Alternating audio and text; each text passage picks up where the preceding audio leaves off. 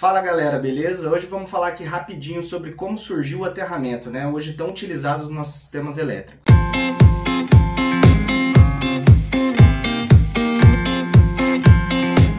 Bom, para a gente entender como surgiu o aterramento, a gente precisa entender um pouquinho sobre telégrafo, né? Então eu coloquei algumas datas macros aqui que vai guiar nosso entendimento, facilitar nosso entendimento. Bom, mais ou menos 1820 já existiam várias pessoas, vários cientistas estudando a evolução do telégrafo em si, né? Já existiam os telégrafos visuais e já estava na evolução para o telégrafo elétrico.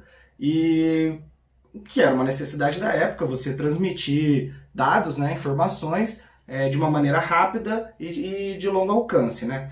Então, assim, dentro disso, eu vou focar mais ou menos em duas pessoas aqui, que uma é acho que é o nome mais famoso, né, o Morse, Samuel Morse, que deu origem ao código Morse, que na verdade ele não era tão cientista assim, ele era mais empreendedor, então ele na verdade era artista plástico, que se interessava por ciência, e mais ou menos 1829, numa viagem da Europa para os Estados Unidos, ele veio conhecer o Thomas Jackson, que foi falando sobre a evolução do eletromagneto, né, o eletroímã.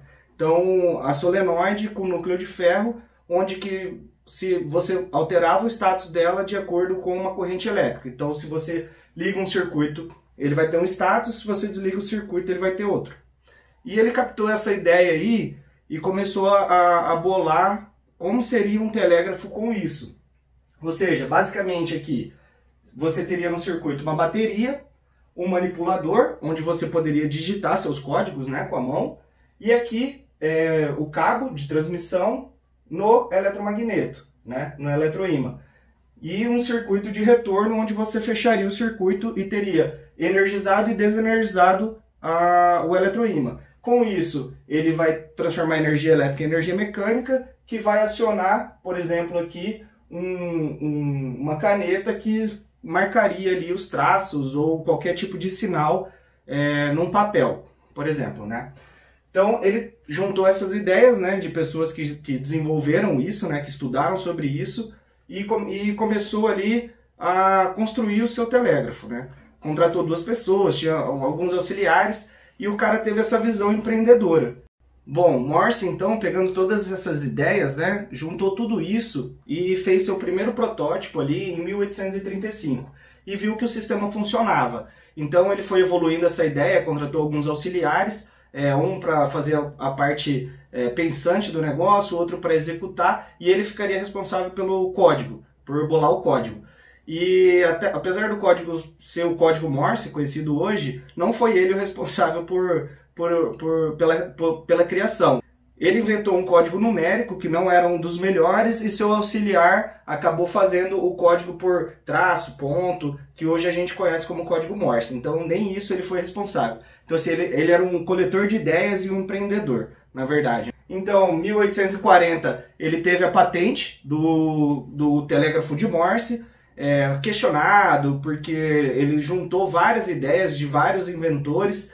Então, assim, ele teve bastante processo quanto a isso, mas ele foi lá e fez, né? Fez o negócio acontecer e ficar comercial. Então, em 1844, ele fez uma linha, ganhou uma concessão para fazer uma linha de Baltimore a Washington. Então, essa é a história um pouquinho aqui do telégrafo envolvendo o Morse. E aí você pergunta, Felipe, e aí, como que surgiu o aterramento, né? E isso está no projeto do Morse. Foi Steinhell, acho que é assim que pronuncia, né? Não sei.